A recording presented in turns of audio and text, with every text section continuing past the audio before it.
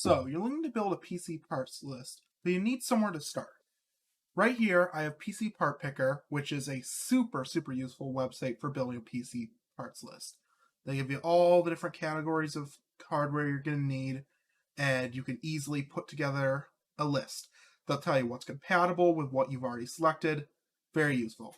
So, when building PC, you can choose a lot of different price ranges. PCs can go down pretty cheap, maybe like $600, and they can go all the way up thousands of dollars. So for this list, we're going to be doing something pretty reasonable. We're going to be doing a $1,000 list. We're going to build a list that'll give you great performance, but sticks around $1,000, which I'd say is a sweet spot for a powerful gaming PC.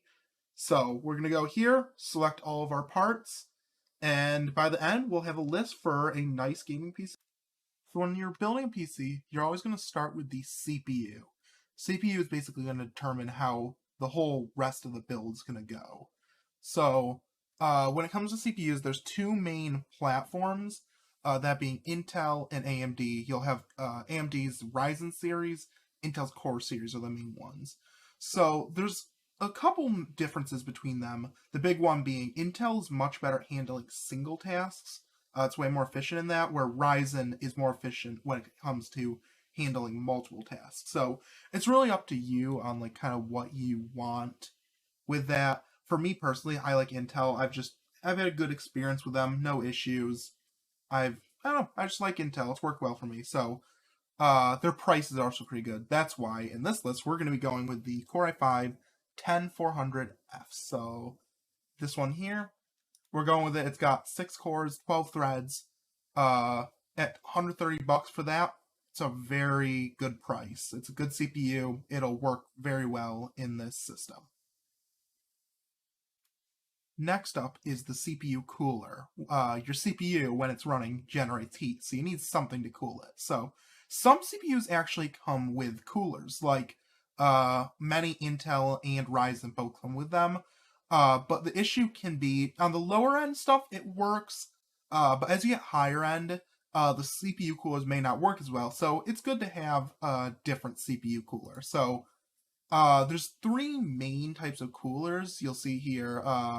There's the tower coolers, I call them. Actually, like everyone calls them that. But that's tower coolers. They're decent prices, and they work really well. They're good cooling. They work super well. Then you have dish coolers. Here we go. This is kind of what your dish cooler. I recommend those for lower end builds. They work, but I wouldn't, for anything like super high end, wouldn't recommend it. Then for your higher end builds, you've got your liquid coolers. Liquid coolers are very good. They can be a little expensive, and I don't want to cheap out because if it breaks, you're going to ruin all your parts. But liquid coolers work very well, and they've got 3 different primary sizes.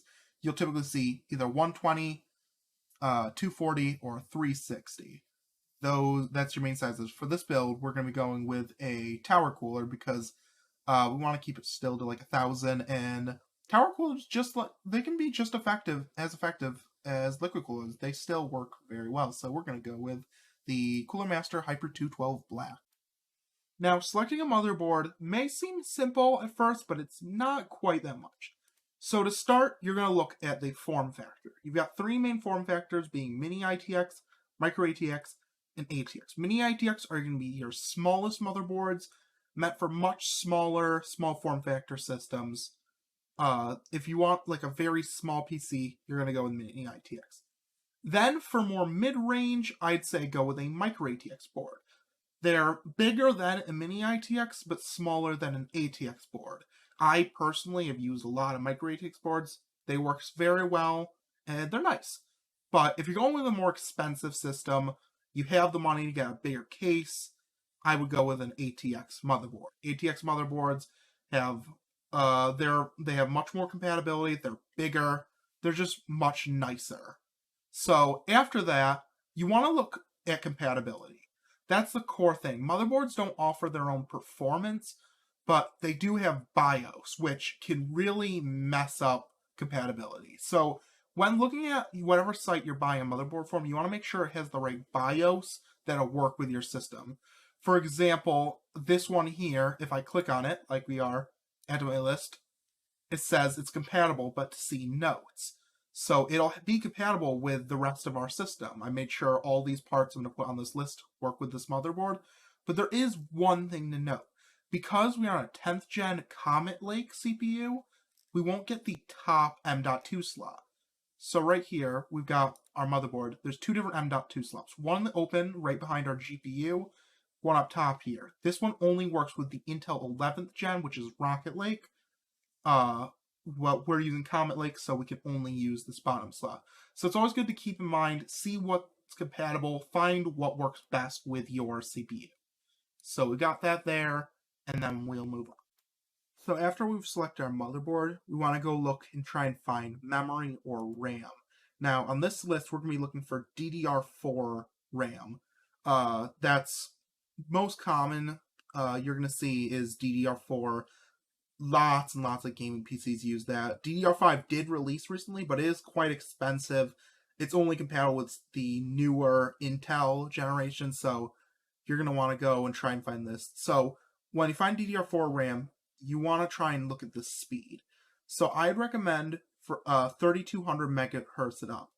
You could get away with under it, it'll work, but it's recommended to have at least 3200. It'll be solid speeds, and it'll work quite well. We're going to go with this Corsair Vengeance LPX 16 gigabytes. That's actually another thing you want to look for.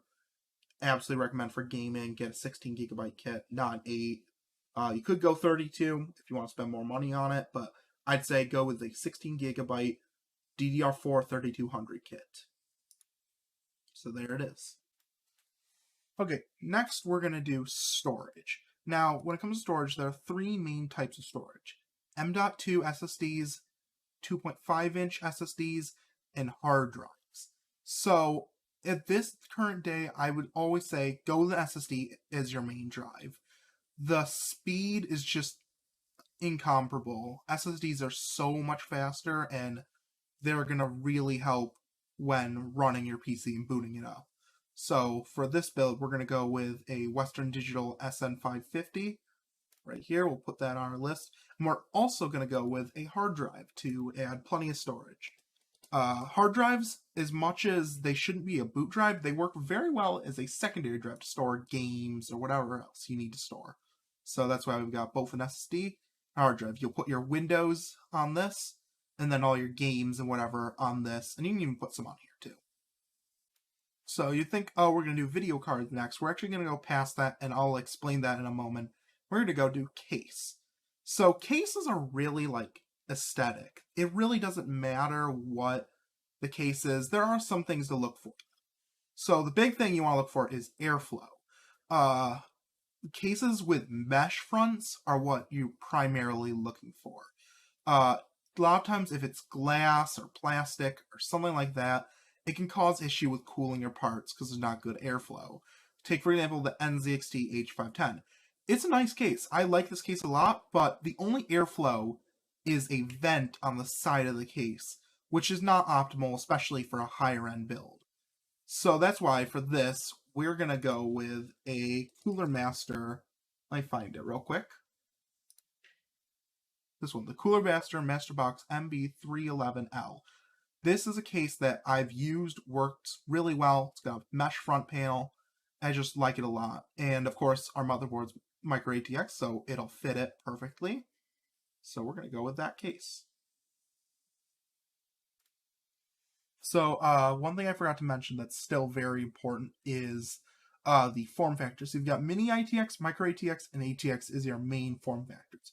Mini ITX towers are going to be your smallest towers. They're meant to fit mini ITX motherboards, which are the smallest type of the ATX scale motherboards. They're pretty small. Then we've got micro ATX, which is what we've gone with. Those motherboards are typically smaller. You'll see they've got 4 PCI covers.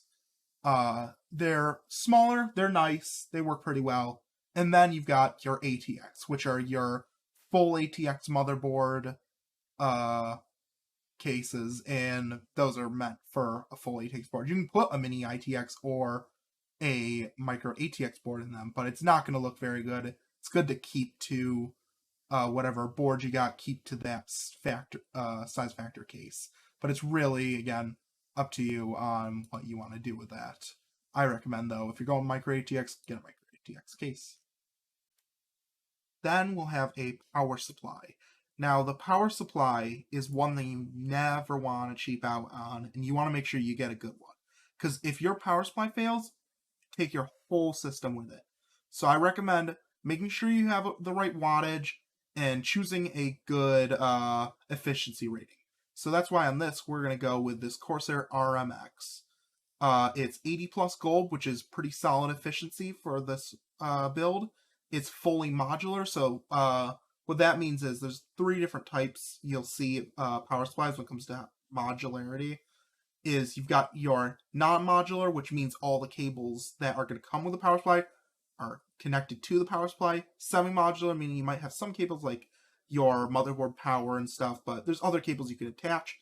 And then fully modular means all the cables for the power supply come in a separate bag, and you'll be able to put what you need on there. So I recommend going fully modular to help with cable management space. And it's 650 watts, which is perfect for this system. And it's a decent price, so we will add it to our system. Now, all this other stuff we're not going to deal with right now because I'd say they're fairly extra things. One thing left, though, is the video card. The reason I've saved that towards the end of making the list is availability. If you click here, you can already see graphics cards are very, very hard to get right now. So it's really up to you on how you want to handle it. You could go about getting a used graphics card off eBay, try and get a new one. For example, I got a 3060 Ti by watching Best Buy for a couple months. But now, graphics card prices are getting better.